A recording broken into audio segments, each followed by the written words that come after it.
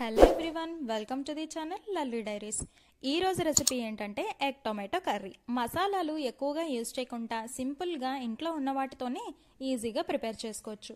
కొత్తగా వంట నేర్చుకునే వాళ్ళైతే ఈజీగా చేసుకోవచ్చు. వీడియోని స్కిప్ చేయకుండా లాస్ట్ వరకు చూసేయండి.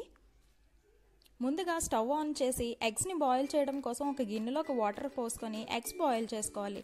10 మినిట్స్ తర్వాత హాట్ వాటర్ తీసేసి కోల్డ్ వాటర్ వేసుకొని గుడ్లుకున్న పెంకని ఒక్కొక్కటిగా తీసుకోవాలి.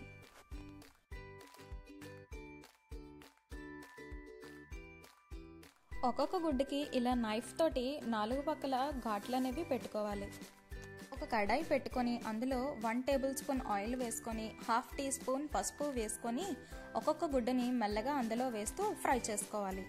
గుడ్లను గోల్డెన్ బ్రౌన్లోకి వచ్చేంత వరకు వేయిస్తే సరిపోతుంది. మరీ ఎక్కువ వేయించేసినా పైన ఉన్న తొక్క అనేది గట్టిగా అయిపోతుంది. వేయించిన తర్వాత గుడ్లని ఒక ప్లేట్లోకి తీసుకొని పక్కకు పెట్టుకోవాలి. అదే కడాయిలో ఇంకొక టేబుల్ స్పూన్ ఆయిల్ వేసుకొని 1/2 టీ స్పూన్ ఆవాలు, 1 టీ స్పూన్ జీలకర్ర, చిన్న ముక్కలుగా కట్ చేసి పెట్టుకున్న 1 కప్పు ఉల్లిపాయ ముక్కల్ని వేసి కాసేపు ఫ్రై చేయాలి. ఉల్లిపాయ ముక్కలు మగ్గిన తర్వాత 2 చీల్చి పెట్టుకున్న పచ్చిమిర్చి ముక్కల్ని వేసి కొద్దిసేపు ఫ్రై చేసుకోవాలి. 1 టీ స్పూన్ అల్లం వెల్లుల్లి పేస్ట్ని వేసి పచ్చివాసన పోయేంత వరకు బాగా ఫ్రై చేసుకోవాలి. అల్లం వెల్లుల్లి పేస్ట్ వేగిన తర్వాత 2 మీడియం సైజు టమాటాలని ఇలా ప్యూరీలా చేసుకొని ఇందులో వేసుకోవాలి. ఒకసారి అంతా బాగా కలుపుకొని లో ఫ్లేమ్లో మూత పెట్టి 5 మినిట్స్ పాటు కుక్ చేసుకోవాలి. 5 మినిట్స్ తర్వాత 1 టీ స్పూన్ కారం, 1 టీ స్పూన్ సాల్ట్ వేసి బాగా కలుపుకోవాలి.